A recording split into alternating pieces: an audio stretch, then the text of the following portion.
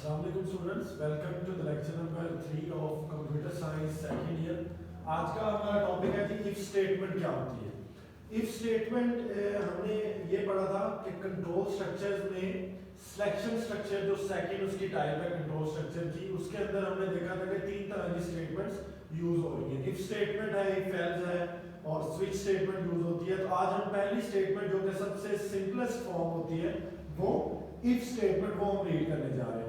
If statement के अंदर क्या होता है कि इफ का कीवर्ड यूज करते हैं और हम इफ के कीवर्ड के बाद ब्रैकेट्स के अंदर कंडीशंस को राइट करते हैं, फिर उस कंडीशन के अकॉर्डिंगली हमारे जो स्टेटमेंट्स हैं वो एग्जीक्यूट होती हैं। लेकिन यहाँ पे एक बात जो है वो आपने याद रखनी है और उसका खास ख्याल भी रखना है कि इफ के बाद जो कंडीशन आप यूज कर रहे हैं उसको आपने ट्रू ही रखना है, यानी कंडीशन जो है वो मस्ट बी ट्रू। इसका लिखने का जो सिंटैक्स है वो कैसा है जी, अगर आपने इफ स्टेटमेंट के बाद सिंगल स्टेटमेंट यूज कर रहे हैं, इफ के बाद सिंगल स्टेटमेंट यूज कर रहे हैं उसकी बॉडी के अंदर, तो उसको लिखने का सिंटैक्स क्या है वो हम देखते हैं। आपने इफ का जो है वो कीवर्ड यूज करना है, इफ और ब्रैकेट्स के अंदर आपने क्या लिखना है जी, कंडीशन लिखनी है। इसके बाद हम इफ कंडीशन की बॉडी को स्टार्ट करें। इफ कंडीशन की बॉडी के अंदर आप क्या लिखेंगे जी, स्टेटमेंट लिख देंगे कोई भी, वो आपकी रिक्वायरमेंट के मुताबिक हो। स्टेटमेंट लिखी और हमने इसकी बॉडी को क्लोज कर दिया। इसके बाद बॉडी खत्म होने के बाद, इफ की बॉडी खत्म होने के बाद स्टेटमेंट 2 लिख देते हैं, यानी वो स्टेटमेंट जो के इफ स्टेटमेंट के बाद जो है वो एग्जीक्यूट होगी। तो ये इफ स्टेटमेंट को लिखने का हमारे पास जो है तरीकाकार है, यहाँ जिसको हम कह सकते हैं ये एक सिंटैक्स है इफ स्टेटमेंट को लिखने का सिंगल स्टेटमेंट के लिए। अगर आपने इफ स्टेटमेंट के अंदर मल्टीपल स्टेटमेंट्स लिखनी है, इफ के अंदर मल्टीपल स्टेटमेंट्स को आप एग्जीक्यूट करवाना चाह रहे हैं, तो वो बन जाती है हमारी कंपाउंड स्टेटमेंट। क्या बोलते हैं उसको, कंपाउंड स्टेटमेंट। उसको लिखने का तरीका का यही है, जस्ट आप क्या करेंगे, आप इधर स्टेटमेंट्स जो है वो बढ़ाते जाएंगे। ठीक हो गया, मैं इधर स्टेटमेंट्स m लिख देता हूं और इसको मैं लिख देता हूं जी m। यहां पे स्टेटमेंट m का मतलब यह है कि इफ के अंदर 1 से लेकर m तक मैंने एक सीरीज रख दी है, या m तक एक कंडीशन रख दी है, m तक, या मैं ये कह सकता हूं रेंज रख दी है मैंने कि m तक ये स्टेटमेंट जा रही।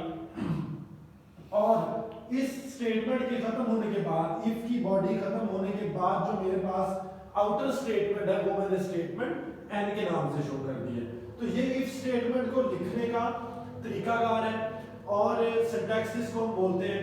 इफ स्टेटमेंट में मैंने जैसे आपको बताया कि ये कंडीशन मस्ट बी ट्रू होनी चाहिए। वो इसलिए क्योंकि अगर ये कंडीशन ट्रू नहीं होगी तो हमारे पास कोई दूसरा रास्ता मौजूद नहीं है, कोई दूसरा ऑप्शन मौजूद नहीं है। तो इफ स्टेटमेंट को हम वन वे डिसीजन स्टेटमेंट भी बोलते हैं। क्या बोलते हैं, वन वे डिसीजन स्टेटमेंट। इसको हम टू वे डिसीजन के तौर पर इस्तेमाल नहीं कर सकते क्योंकि हमारे पास सिर्फ कंडीशन के बाद एक ही वे होता है, एक ही रास्ता होता है उसको करने का। तो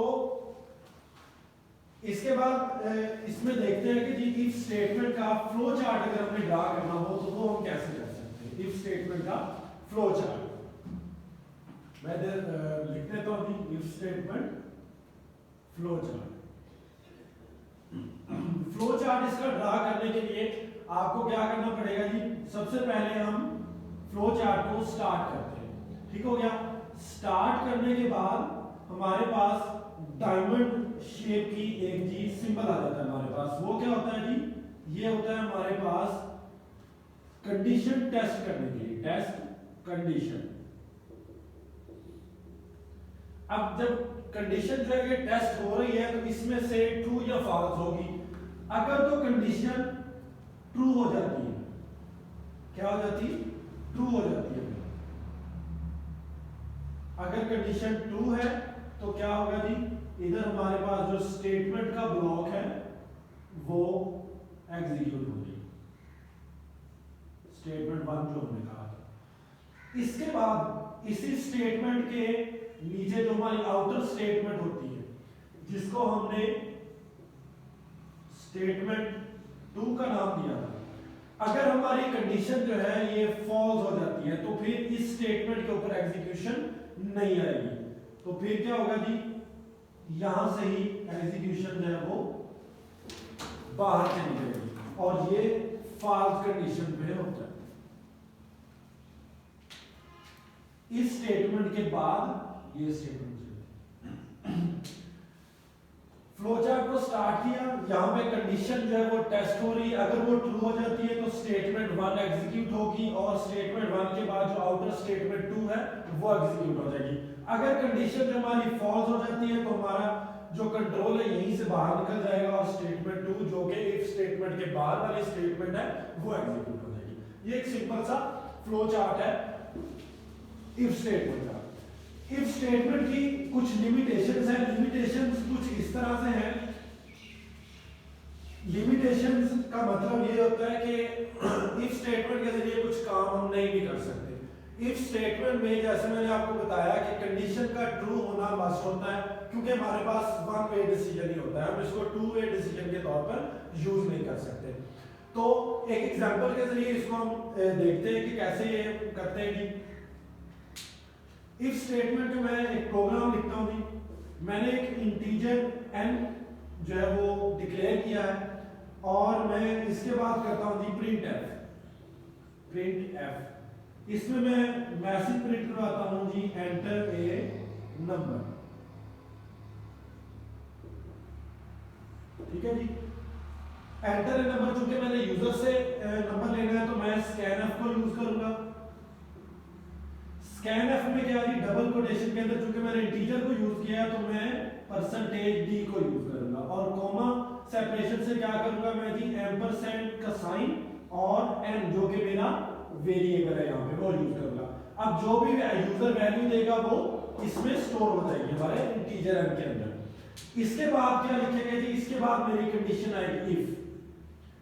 अब जो नंबर एंटर किया है उसके ऊपर मैंने कंडीशन लगानी है कि if n is less than 10, अगर जो n है वो less than 10 है तो क्या होगी printf। printf में क्या होगा जी, कंडीशन इज, हम ये मैसेज में प्रिंट करवा देता हूं जी, कंडीशन इज ट्रू। ये अब अगर यूजर नंबर एंटर करता है जी 5 तो इस कंडीशन के लिहाज से 5 लेस देन 10 है, हमारी कंडीशन ट्रू हो जाती है तो उसमें प्रिंटफ में क्या हमारे पास मैसेज प्रिंट हो जाएगा कि कंडीशन इज ट्रू है। तो यहाँ पे हमारे पास कोई दूसरा तरीका, कोई दूसरा वे मौजूद नहीं है। तो इफ कंडीशन को हम टू वे डिसीजन के तौर पर यूज नहीं कर सकते, ये इसकी लिमिटेशन है। ये एक उसकी ऑप्शंस के अंदर, उसकी फीचर्स के अंदर एक लिमिट लगा दी गई है। अगर आपने इस लिमिटेशन को थोड़ा रिमूव करना हो या आप ये चाह रहे हो कि हमारे पास कोई अल्टरनेट वे भी मौजूद हो, अगर हमारी कंडीशन फॉल्स हो जाती है तो फिर उसको हम कैसे करते हैं? उसको करने का तरीका कार यही है, सिर्फ उसमें क्या करेंगे, हम 2 दफा इफ की कंडीशन को यूज कर लेते हैं। मैं ये जो इधर इफ कंडीशन लिखी हुई थी मैं इसको इधर लिख रहा हूं सामने। पहली कंडीशन क्या होगी जी, पहली कंडीशन मैंने लगा दी n लेस देन 10, ठीक हो गया। और इसके नीचे प्रिंट एफ मैंने लिखा है जी कि condition is true, condition true आ गया। दूसरी मेरे पास इफ मैं लगा देता हूं जी n लेस देन 10, इसमें क्या होगा जी, कंडीशन इज रॉन्ग।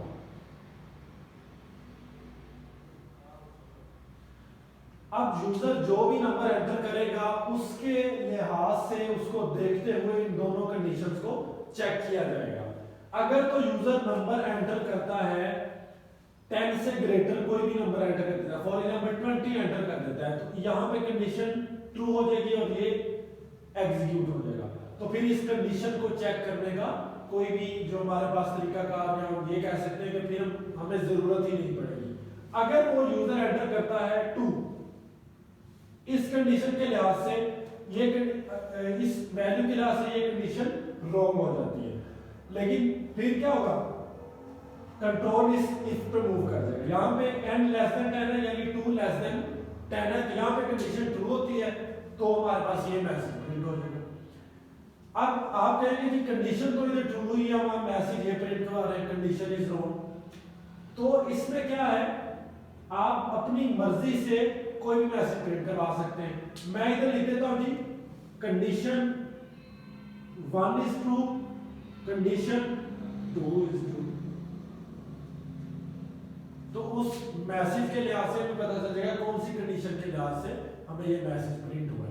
तो ये इफ स्टेटमेंट की लिमिटेशन भी मैंने आपको बताई है, और अगर उस लिमिटेशन को हमने रिमूव करना हो, खत्म करना हो, तो फिर हम इस तरह से दो इफ लगा के जो है वो उस लिमिट को खत्म कर सकते हैं। लेकिन ये कोई अच्छा तरीका नहीं है, ये कोई एक स्टैंडर्ड तरीका नहीं है कि हम इस इफ की कंडीशन को खत्म कर रहे हैं। इसके लिए हमारे पास जो है वो एक और तरीका मौजूद होता है जिसको हम इफ एल्स कंडीशन बोलते हैं। तो वो इंशाल्लाह हम अपने नेक्स्ट लेक्चर में पढ़ेंगे। तब तक के लिए अपना ख्याल रखिएगा।